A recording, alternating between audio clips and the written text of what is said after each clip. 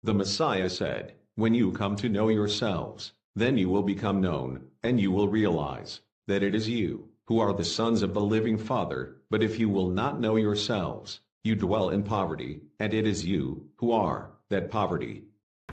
Mabiyayang araw na banal na araw po sa ating lahat, sa aking misaya, sa ating mga priesthood. Mabiyayang araw po. Ang katanungan ko po ay mga sa kaganapan po sa buong sanlupaan. Nakakapabalita na po tayong mga natutuyong mga ilog, nasusunog, nakapaligiran, nagkakaroon po ng mga baha, nangangamatay po ang mga hayop sa hindi malamang kadahilanan. Ito po ba ay katulad na rin po na nangyaring kapamaraanan ng ating ama noong panahon ng Ehipto, kung saan ang 10 plagues ay dumating sa panahon ng pagpapalaya sa mga hinirang na tao ng Israel.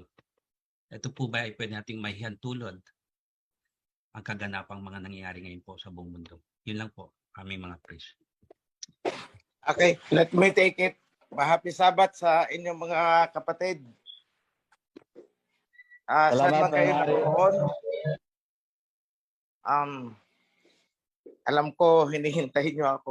Narinig ko kanina, tinatawag ako. Pero sabi ko, hayaan ko na muna ang mga priest mauna.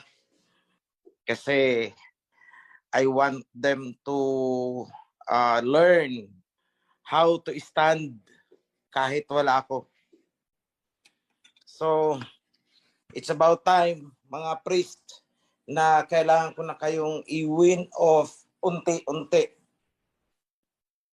Yung bang parang isang puppy na you should learn how to be independent, na hindi kailangang sumandal sa akin. Kaya hahayaan ko muna kayo. But then, here is a question. Napakagandang tanong. Kasi kagabi, yun ang tinitingnan ko. What is happening? Dati kasi, it's only Europe. Wala pa sa US. Pero as of yesterday or the other day, nagsimula na ring magkaroon ng heat wave ang US. So, according to the report, around 120 million is affected kasi umaakyat hanggang 40 degrees centigrade yung kanilang temperature. So, sa mga hindi nakaka-imagine kung gaano kainit yan, imagine nyo na lang yung para kayong tinutukan ng alam niyo yung blower na pampatuyo ng buhok, kung gaano kainit yan, ganyan po ang hangin sa kanila kainit.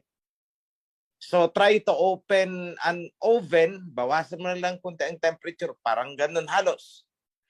So yung pinakamainit dito sa ating bansa, as far as I remember, umabot tayo ng 30 degrees centigrade. Grabing init nun. Nagkaroon na tayo ng tagtuyot. Kung hindi ako nagkakamali, yan yung panahon na nagkaroon ng Kidapawan massacre. Na yung mga farmers natin doon, hindi makapag-farming at sila ay nagrarally. Humihingi ng tulong mula sa government at nagkaroon ng kaguluhan. Sila ay pinagbabaril. So yun yung panahon na yun. Grabing init nun. But that was only 30 degrees. Sila ngayon 40 degrees. And kahapon may isang bansa, if I recall it right, kung hindi Portugal, Spain, 43 degrees. Parang sa disyerto. So, sa akin is, meron kasi dyan nasusulat, although kulang, ang nasusulat, kaya inayos namin yan ng revision. Kung sino ang priest dyan na may access, pwede niyong ipakita kasi ang nasusulat lang dyan is masusunog daw yung mga forest. 1/3 of the forest sa buong mundo ay masusunog dahil sa sobrang init. So hindi ma-imagine ang iba kasi iba ang vocabulary na ginamit. Pero sa totoo lang, ang sinasabi is magkakaroon ng heat wave and wild forest fires. Kusang nag-aapoy ang kabundukan, yung mga forest. So kung nanonood kayo sa YouTube, i-type nyo lang heat wave, lalabas na dyan kung ano ang nangyayari sa Spain, Portugal, Greece, Italy, France. Yan, almost all parts of Europe nag-aapoy ngayon ang kanilang mga kagubatan. At maraming bahay ang nasusunog. Mismong runway sa airport, kung hindi ako nagkakamali, it's in France. Hindi ako sure kung aling bansa din sa Europe. UK. Nag-meltdown yung kanilang runway. Kasi, di ba, asphalted yan. Naglusaw. So, hold ang function ng airport for, I guess, 2 days. So, yan po ay nasusulat na noon pa. Pero ngayon pa lang nangyayari. Wala pa akong alam in history, geological history, na nagkaroon ng ganito kalala na wildfires in the forest. Ngayon lang yan.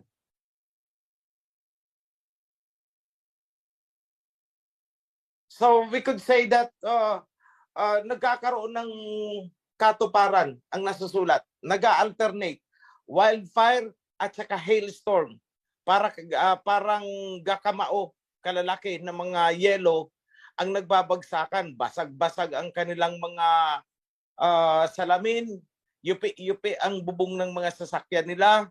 Butas ang mga bubong nila sa bahay.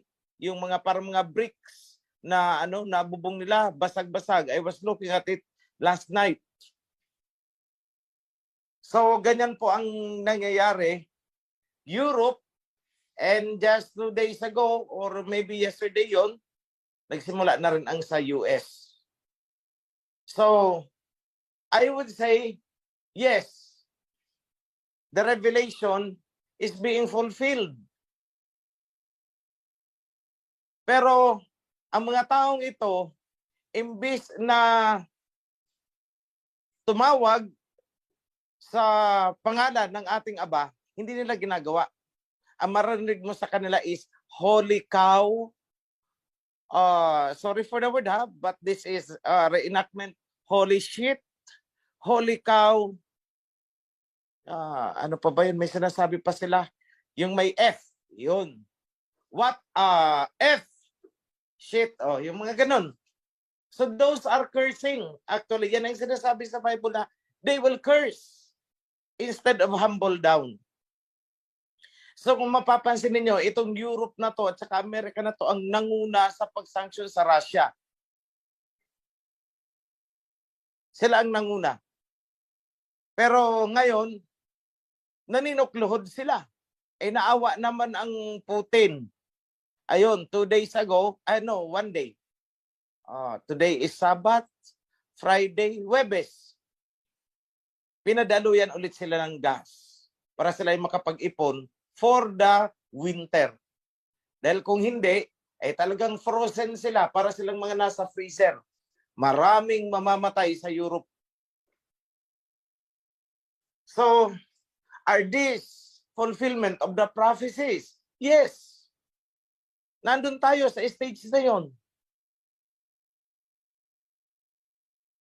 Yung mga na yan, yung mga pag-blow ng trumpet, those are symbolic actually.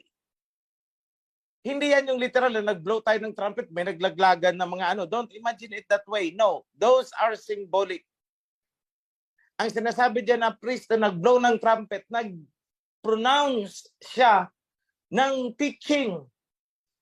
Nag-pronounce siya ng mga katuruan ukol sa Torah. And in response doon, ganyan ang nangyayari sa panahon. Kung titingnan yung maigi.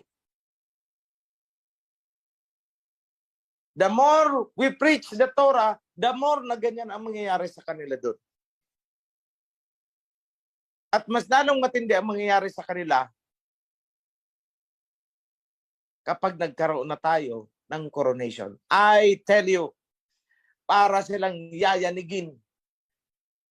In Revelation, dalawa ang meaning ng earthquake. It could be literal, yes. Magkakaroon ng lindol, matagal na, naglilindol. 100 years ago, 200 years ago, 300 years ago, 400 years ago, 500 years ago, naglilindol ng naglilindol. Yung pagputok ng mga bulkan, ang dami niyan thousands of years ago, panay na ang putukan ng mga bulkan eh. Wala pang misaya, nagpuputukan ng mga bulkan eh. So, what do I mean with this? It could be two meaning. Kasi, pag nagputukan ang bulkan, ibig sabihin, there will be chaos. Pag yumanig ang lupa, there will be panic. So, ibig sabihin, ganun ang mangyayari.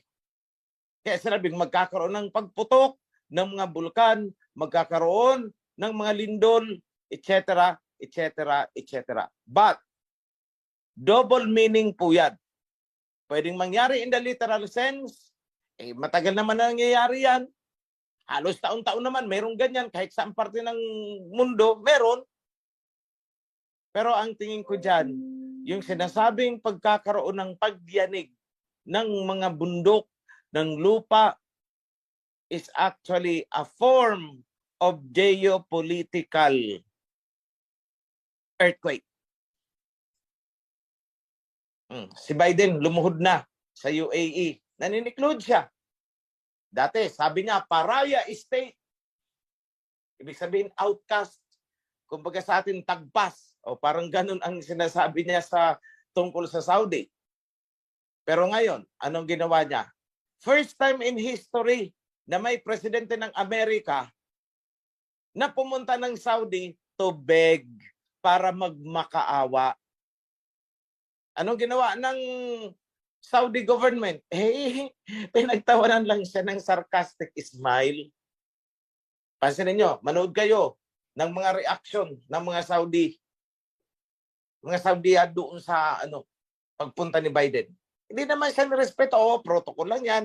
Kasi hindi naman siya siyempre babastusin. Kasi pag binastos siya, pangit naman ang magiging image ng Saudi. So binigyan siya ng red carpet. Alam mo yun, pag binigyan, that is natural. Para lang pag bumisita kasi isang bahay na binigyan ka ng tsinelas na panloob, ito suotin mo para hindi ka magkalat dito sa amin. Something like that. It's a regular protocol, diplomatic protocol. It's nothing special. Hindi po yan special. Na pag nilatagan ka ng ibig sabihin lang yan, tinatanggap ka nila as a guest. Pero ibang usapan na, nung pinag-usapan yung anong sadya mo dito sa amin? Ba't ka pumunta? Ay i-increase nyo ang production ng inyong oil kasi yung namin dito, ang mahal-mahal na ng oil namin. Nagmamakaawa ka. Nagsimula na. Then, what will happen? Anong susunod? Titikisin siya ngayon. Ipapamukha sa kanya ng Middle East. Anong ginawa mo sa amin noon? How do you treat us? How do you treat the Asians? Kaya sinabihan na siya ng mga reporter. Mr. Biden, Mr. President, is Saudi a Paraya State? Ba't nandito ka? Diba? So nilalaan mo na ng mga kanoos ang kanilang kayabangan. Ako, pag nakakakita ako, pero Los Benos kasi may mababait naman talaga. Pero ito mga arrogant na puti-puti na to, ang sarap batuhin eh. Pag nakakakita ako, nagigigil ako eh. But don't do that. Let us be civil. Let us be diplomatic. Yun. Kahit yan ang nararamdaman nyo. There will be proper time for that. At hindi tayo ang gagawa niyan. Ginagawa na ng iba eh. Bakit ikaw padudumihan mo pa ang kamay mo? Hayaan mo na sila. Hayaan mo na sila Putin. Hayaan mo na sila si Jinping. That is their job. Kung titingnan natin ang prophecy, it's the job of Russia, it's the job of US, China, it is the job of the Middle East. Di ba sabi ko sa inyo, time will come sila makikipaglaban, hindi naman tayo eh. Pero may susuungin din tayong laban. Meron. Meron at meron. At ito ang isa sa pinaka-importanting laban na gagawin natin. Hindi ito kayang gawin ng even the most powerful nation on earth. I tell you. Kahit na yung Russia, hindi niya ito kayang gawin. Hanggang military lang ang kaya niyang gawin. Anong gagawin natin? Kailangan lumabas ang Torah and Covenant. Dahil kapag nagkaroon ng symbolic na muling pinapasan ng mga priest, ang Torah and Covenant, mayayanig at guguho ang pader ng Babylon. Noon ancient time, Jericho. Ngayon it's Babylon. Bakit? Lahat ng relihiyon na nandito sa atin, galing ng Amerika, imported dito. Galing ng Europe. Yung galing ng Europe dyan, direkta, yung dala ng mga Kastila. Katolisismo. Pagkatapos doon, sino na ang nagdala ng mga sumunod? Protestantism. O saan galing yan? Although ang roots niyan is Britain pa rin, pero Amerika na ang nagpropagate sa atin dito. Wala kang makikita halos sa history na Briton pumunta dito para mag-preach at mag-start ng simbahan. Wala. Mostly ang nagdala is American mismo. Kaya dami mga missionary. You name it. Mula dyan sa pag nakita ninyo yung isang simbahan dyan, yung bago lang yan, nakarating na kapasok sa atin dito. Mga kano-kano, nag-iikot, nakaputi, may necktie, ikot-ikot, bahay-bahay. See?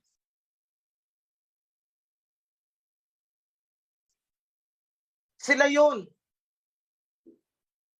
At isa sa kapangyarihan ng West is religion. Isa yan sa kanilang tentacle na dapat tagpasin at putulin. Isa yan sa humihila sa ating mga isip, sa ating mga desisyon na palayo tayo sa Torah and Covenant dahil sa mga doktrina ng mga relihiyon na yan na dala ng West. So anong antidote dyan? Kumbaga sa bulate, anong pangpurga dyan? Torah and Covenant. Lusaw sila dyan. So yan ang isang laban na hindi kayang gawin ng China, hindi kayang gawin ng Russia. Tayo lang ang pwedeng gumawa niyan. Walang iba. At kapag nagawa natin yan, kasi itong religion na to, yung kapangyarihan niyan, yung influensya niyan, hanggang sa mga palasyo. So yan ang actually culprit eh. Yan ang pinaka-effective nilang warfare. Religion is a warfare. Warfare yan para makontrol ang isip ng mga tao. Warfare yan para ang mga tao ay matame na wag lumaban sa kanila. Warfare yan para sila ang suportahan at tayo ay manilbihan sa kanila.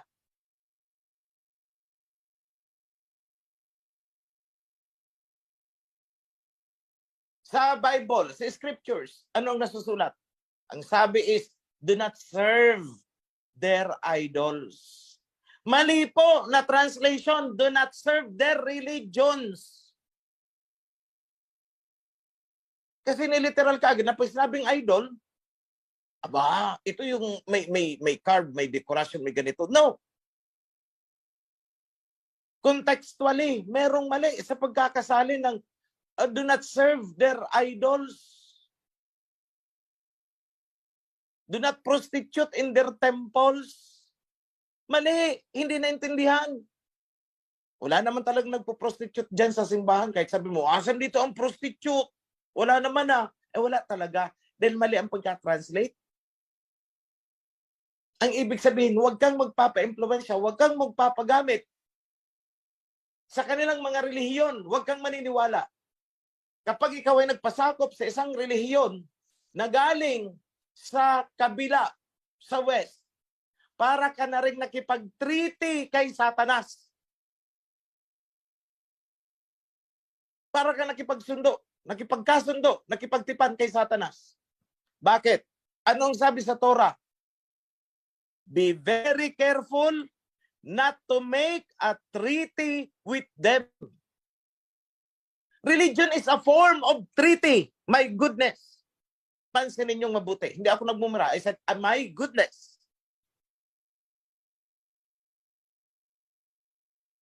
Being part of these Western religions is actually a form of treaty. You are supporting them through religion. You are supporting the enemies.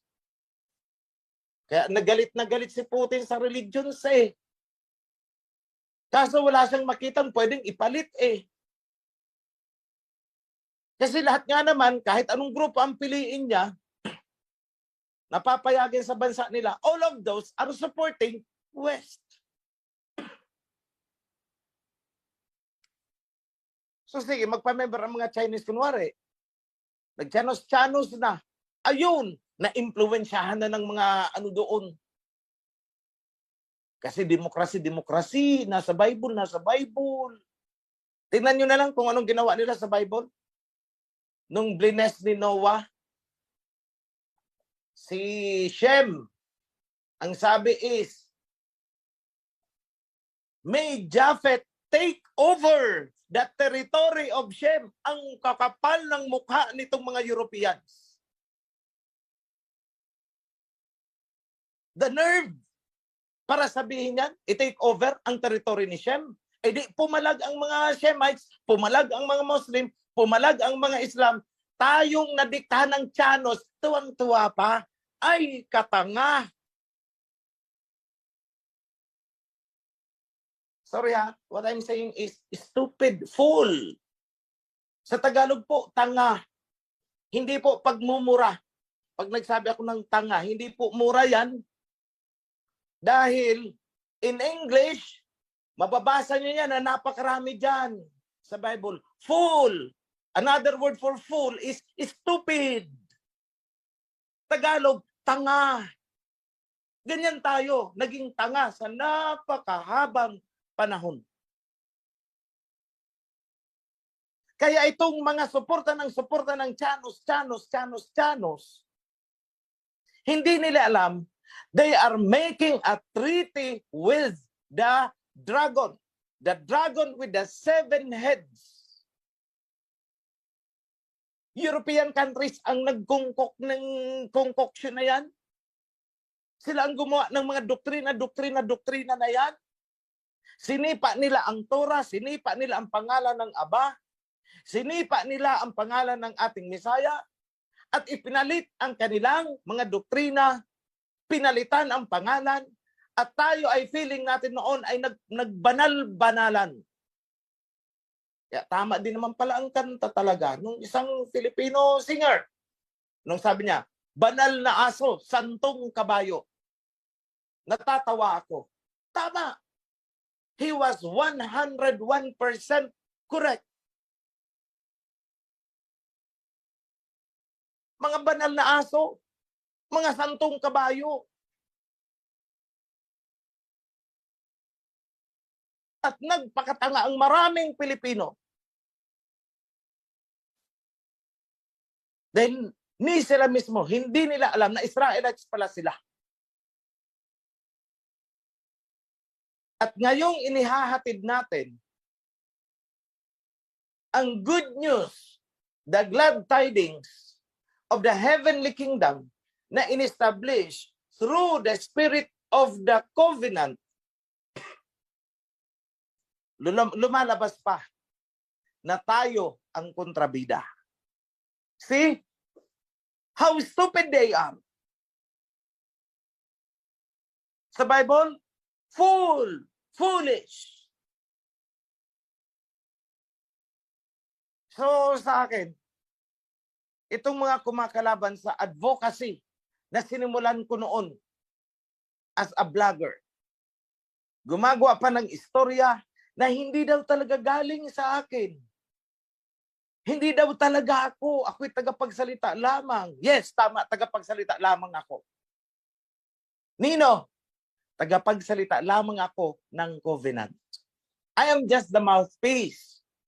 Pero kung may isang taong magkiklaim dyan na kinuha ko sa kanya ang idea, lumabas na. At nang makross-examine, dahil kung galing nga sa kanila, mas alam nila sana. Sila ang dapat na nakakasagot ng lahat ng katanungan ng mga tao. Lumabas sila. So ito ang panawagan ko. Paulit-ulit ito. Whenever I have the chance, sa bawat pagkakataon, ipinapanawagan ko sa inyo na wag kayong magpapauto dito sa mga tao na nag-i-inject ng kung anong turo sa loob ng kawan. Pangsariling interest lang ang kanilang ipinaglalaban. Hindi talaga ang kalooban ng Ama. Nasaan sila ngayon? Wasak na. Nasaan tayo ngayon? Lumalago, tumatatag. And soon,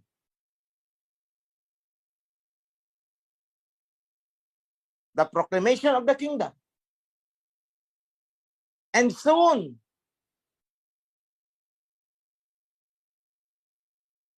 tatayo ang temple. Ay, hindi pala tatayo, tumatayo na pala. Tumatayo na ang temple. Nasusulat baga?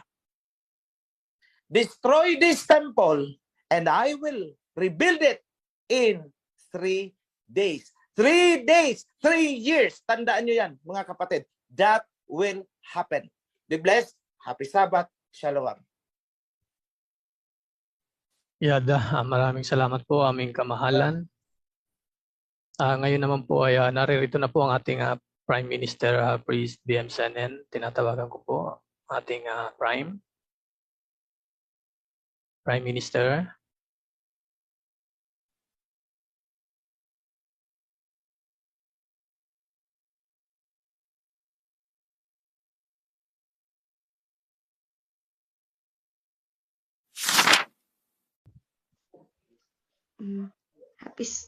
Happy Sabbath, everyone. Happy Sabbath po kay priest, sa mga priesthood, at kay King OHC. Ang tanong po namin, priest, ay tungkol dito sa nilalaman ng Revelation na darating po ba tayo doon sa punto na hindi makakabili at makakabenta? Kasi hindi tayo, kasi yung tinanggap natin yung mark of the true name. Yung maghihirap po ba, may araw po ba na maghihirap ang mga napili? Thank you po. Okay. Salamat po, Shirley. Ganito. Yung ano dyan, yung sinasabi na hindi makakabenta, hindi makakabili. Hanggat hindi mo tinanggap ang kapangyarihan nung sumakop sa atin, actually nangyari na yan hindi natin na-realize.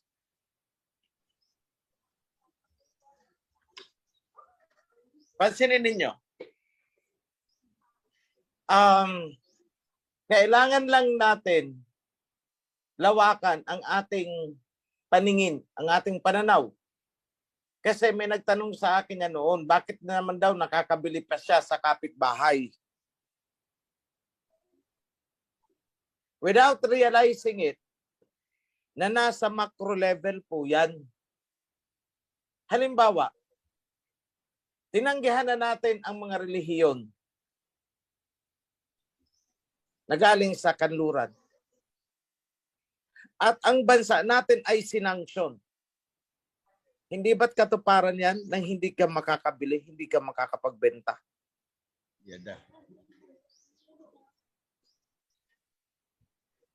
Kapag sinanksyon tayo, o sige, wag bebentahan ng kung anong imported goods galing doon sa Amerika. Wag bebentahan ang Pilipinas.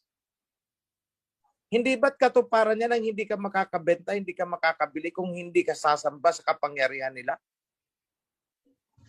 Nangyari na po yan. Na-colonize tayo. Hindi tayo tumanggi eh. Kaya nga na-colonize eh.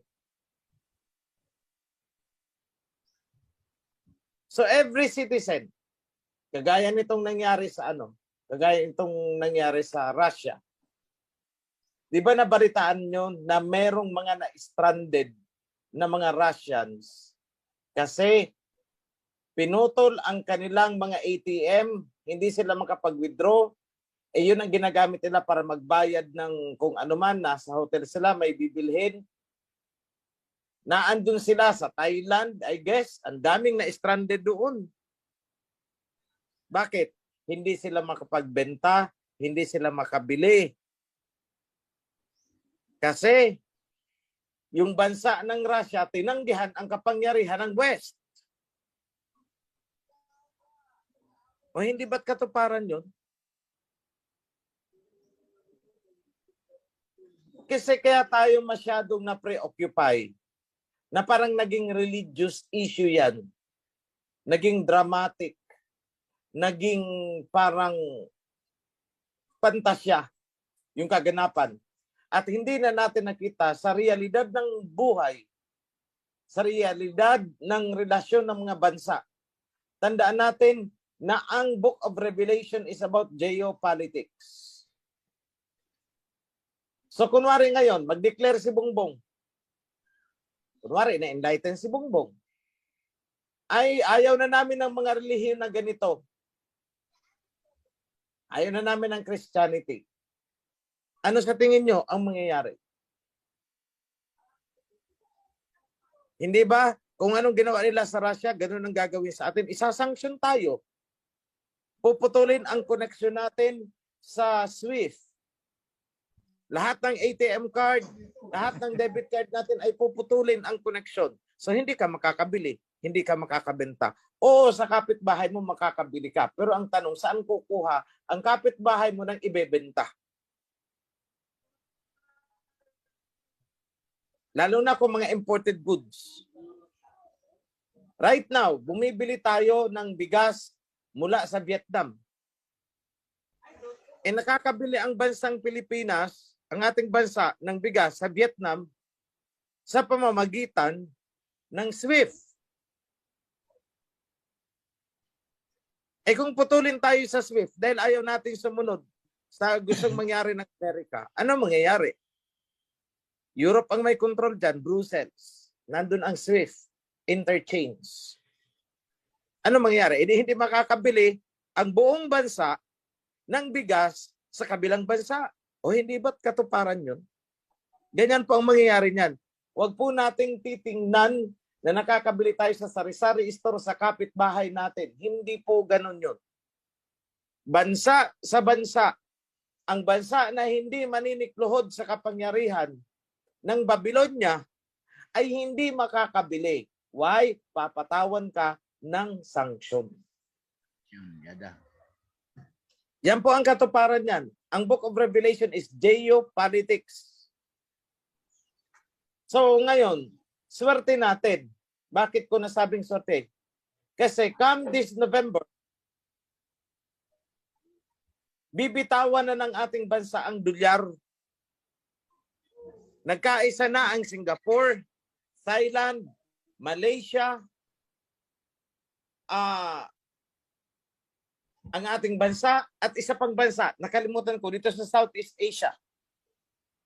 But definitely not Taiwan, hindi Japan, kasi maka-West ang mga yan. Nagkaisa na itong 5 bansa dito sa Southeast Asia na magkaroon ng platform para sa pagbebentahan ng produkto. So ibig sabihin, magiging independent tayo. Hindi na tayo kailangang umasa sa dolyar para makabili ng bigas sa Vietnam. Peso, in exchange sa currency ng Vietnam, yun na ang ating kalakaran. Kasi sa kasalukuyang sistema, ang peso natin, ibibili natin ng dolyar. At yun ang ibabayad natin sa Vietnam. Ngayon, hindi na. Get rid of the dollar. Dahil yun ang nagpapahirap sa atin. Imagine, yung isang dolyar, kailangan tumbasan natin ng almost 50 pesos. Isang dolyar pa lang yun. Di ba't grabing pahirap yan? Eh kung ang mga Pilipino pala ay kumikita lang ng 100 piso isang araw, 100 pesos, eh ba, kalahati ng itrinabaho mo sa isang araw, katumbas pa lang ng $1 na ibibili mo ng 1 kilo sa Vietnam. Di ba, grabing pahirap? At para makabili tayo ng dolyar, kailangan nating sumunod sa gusto nila. Kung gusto nilang ipasok dito ang same-sex marriage, abortion, kailangan sundin natin. Bakit? Pag hindi, human rights kayo, ika-cut off namin kayo sa dolyar. Ika-cut off namin kayo sa international banking system. Hindi ba't magiging katuparan nang hindi ka makakabenta, hindi ka makakabili? So it happened for a long time. Tingnan nyo, go back to history. Di ba't meron tayong Silk Road noon? Connected tayo sa ancient Silk Road ng China. Yung produkto natin nakakarating sa iba't ibang bahagi ng mundo. Dahil sa Silk Road. Pero anong nangyari nung dumating dito ang mga Kastila? Hindi pwede. Kami ang masusunod. Binuksan ang galleon trade. Pag hindi ka sumunod, ay hindi ka makakabenta, hindi ka makakabili. Kailangan sumamba ka kay Kristo. Dahil yun ang gusto ng mga Kastila na humahawak ng galleon trade. O hindi ba't nangyari yung hindi ka makakabenta, hindi ka makakabili?